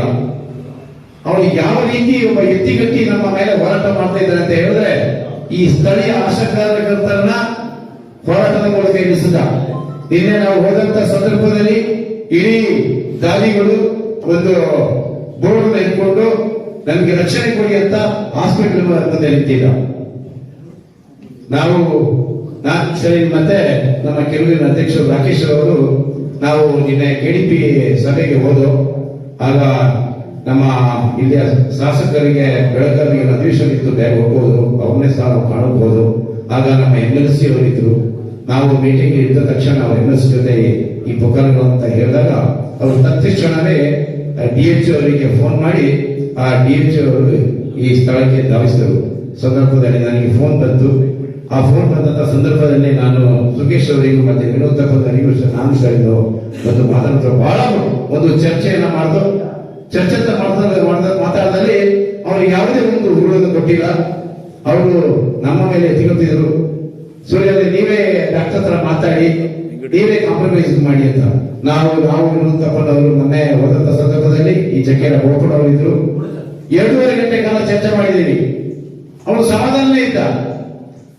ಸರಿ, ಒಂದು ನಾಮಿನಲ್ ಒಂದು ಕಂಪ್ಲೇಂಟ್ ಕೊಟ್ಟು ನಾ ಇನ್ನು ಮುಂದೆ ನಮಗೆ ರಕ್ಷಣೆ ಕೊಡುವಾಗೆ ಮಾಡ್ತೀನಿ ಅಂತ. ಯಾವಾಗ ಇಲ್ಲಿ ಆಂಬುಲೆನ್ಸ್ ತಕೊಂಡು ಹೋಗಿ ಅವನು ಸರಿಯಾಗಿ ಒಂದು ಸೆಕ್ಷನ್ಗಳನ್ನ ಸುಳ್ಳು ಮೊಕದ್ದಮೆಗಳನ್ನ ಹಾಕಿದ್ದಾನೆ. ಇದು ಖಂಡನೀಯ. ಇದನ್ನ ನಾವು ಕೂತಂತ ಸಂದರ್ಭದಲ್ಲಿ ಎಸಿರಾಜ್ಯರಿಗೆ ಪದೇ ಪದೇ ಫೋನ್ಗಳು ಕರೆಗಳು ಬರ್ತಾ ಇತ್ತು. ಈ ಚೋಳ ಈ ಏನು ಟ್ರಸ್ಟಿನ ಮುಖ್ಯಸ್ಥ ನನಗೆ ಇಂಥ ಒಂದು ದುರಂತಗಳನ್ನು ತಂದಾಗ ನಾವು ಸಾರ್ವಜನಿಕರು ನಾವು ಸುಮ್ಮನೆ ಕೂರಬಾರದು. ಇದು ನಮ್ಮ ಬಾಳಲೆಯ ಗ್ರಾಮ ಪಂಚಾಯತ್ಗಳ ಮೂಲಕ ಹೋರಾಟ ಅಲ್ಲ, ಇಡೀ ಕೊಡಗು ಜಿಲ್ಲೆಯಲ್ಲಿ ನಾನು ಹಲವಾರು ಸಂಘ ಸಂಸ್ಥೆಗಳನ್ನ ಸಂಪರ್ಕಿಸಿ ಮಾತಾಡಿದ್ದೇನೆ. ರೈತ ಸಂಘದ ಈ ಹೋಬಳಿ ಅಧ್ಯಕ್ಷರ ಸುತ್ತ ಮಾತಾಡಿದ್ದೇನೆ. ಅವ್ರು ಹೇಳಿದ್ರು, ನೀವು ಯಾವಾಗ ಹೇಳಿ ನಾವು ಒಂದಷ್ಟು ಜನ ರೈತ ಸಂಘದವರು ಬರ್ತೀವಿ. ನಮ್ಮ ಕೃಷ್ಣ ಗಣಪತಿಯವರು ಸಹ ಒಪ್ಕೊಂಡಿದ್ದಾರೆ, ಎಲ್ಲ ಸಂಘ ಸಂಸ್ಥೆಗಳು ಸಹ ಸೇರ್ತಾರೆ.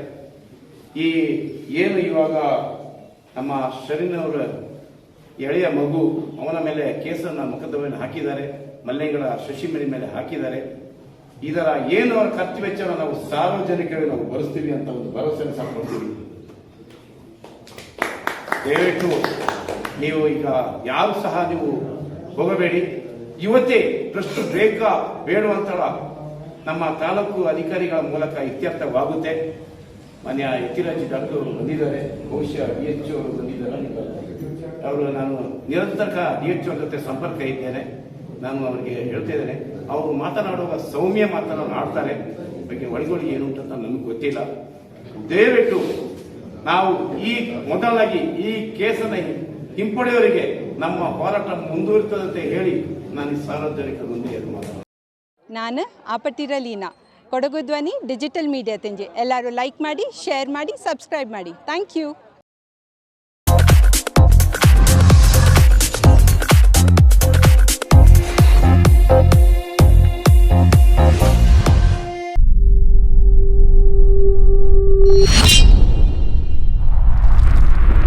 ಕೊಡಗು ಧ್ವನಿ ಡಿಜಿಟಲ್ ಮೀಡಿಯಾ ಇದು ಕೊಡಗಿನ ನಂಬರ್ 1 ಯೂಟ್ಯೂಬ್ ಚಾನಲ್.